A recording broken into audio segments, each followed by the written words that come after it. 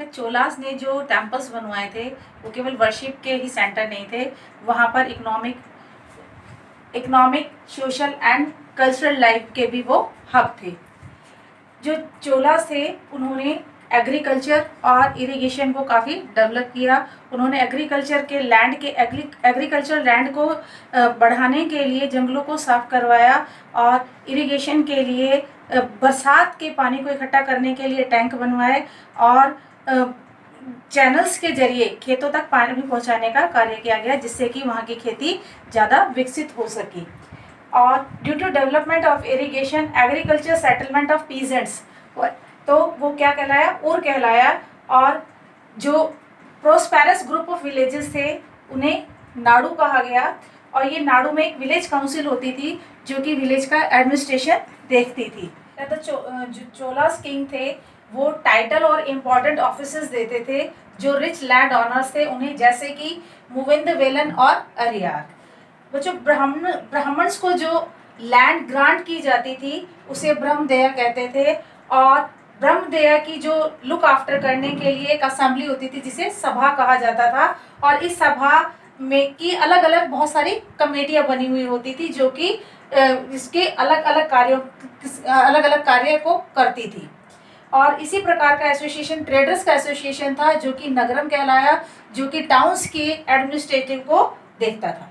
जो चोल साम्राज्य में ज़मीन के लिए कुछ टर्म्स यूज की गई थी, अब उन्हीं टर्म्स को हम यहाँ देखते हैं। जैसे विलन वगई पीजेंट्स और नॉन ब्राह्मण्स की प्रॉपर्टी थी। ब्रह्मदया गिफ्टेड थी ब्राह्मणों को। शाला भोग्या गिफ्टेड किया जाती थी किसको, स्कूल्स को या टीचिंग इंस्टीट्यूट को। देवदाना दी जाती थी, टेम्पल्स को गिफ्ट की जाती थी ये जमीन। और पल्लीछेदम जैन इंस्टीट्यूट को गिफ्ट की जाती थी बच्चों। और जब हमने पढ़ा ब्रह्मदया की देखभाल करने के लिए एक सभा होती थी और उस सभा में किस किस का चुनाव होता था, उसके लिए कुछ रिक्वायरमेंट थी और वो रिक्वायरमेंट अब यहाँ देखेंगे। पहली तो ये थी कि वो व्यक्ति ज़मीन का मालिक होना चाहिए। कौन सी ज़मीन का, उसी इलाके की जहाँ से कि वो टैक्स पे करता हो। दूसरा वो कहता है कि उसका खुद का घर होना चाहिए।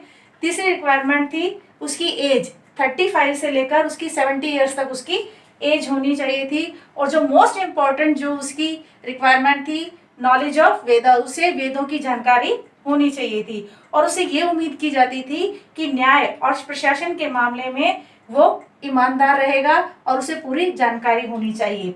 अगर उसके परिवार का कोई भी व्यक्ति या कोई भी मेंबर किसी भी कमेटी का मेंबर है तो अगले 3 साल तक वह किसी भी कमेटी का मेंबर नहीं बन सकता।